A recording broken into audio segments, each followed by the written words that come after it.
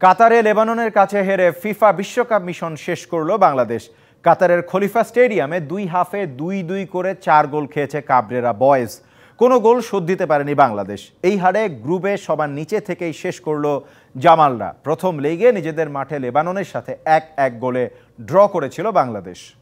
সেই সময় ঘড়ির কাঁটায় ম্যাচের বয়স মাত্র 4 মিনিট। কোনো কিছু বুঝে ওঠার আগেই তাল গোল পাকালো বাংলাদেশ ডিফেন্স। শাকিলের অপেশাদার ভুলে পেনাল্টি গেল লেবাননের ফরে। গোল করতে মোটেও ভুল করলেন না লেবানিজ অধিনায়ক হাসান মাতুক। রক্ষণপোক্ত রেখে কাউন্টার অ্যাটাকে গোলের তালাশ করেছে বাংলাদেশও।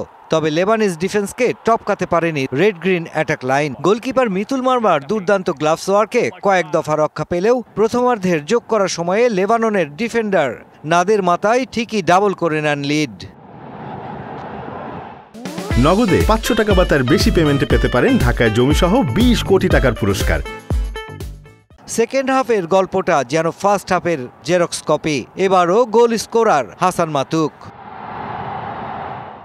গোল শোধে মরিয়া লাল সবুজরা আক্রমণ সানিয়েছে বেশ কয়েকবার। নিজেদের সেরা সুযোগটা হাতছাড়া করেন রাকিব হোসেন। খানিক বাদেই ম্যাচে বাংলাদেশের বিপক্ষে হ্যাটট্রিক আর ক্যারিয়ারের 26তম আন্তর্জাতিক গোল করেন হাসান মাতুক। আর তারপরই আন্তর্জাতিক ক্যারিয়ারের ইতি টানেন এই ফুটবলার।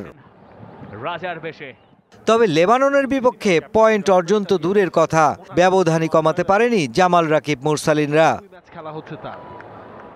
লেবাননের কাছে 4-0 গোলে হেরে শেষ হলো বাংলাদেশের ফিফা বিশ্বকাপ বাছাই মিশন। তবে টিকে থাকলো জামাল তপুদের এশিয়ান কাপ বাছাইয়ের তৃতীয় রাউন্ডে খেলার সুযোগটা। Mushfiqur Rahman, DBC news.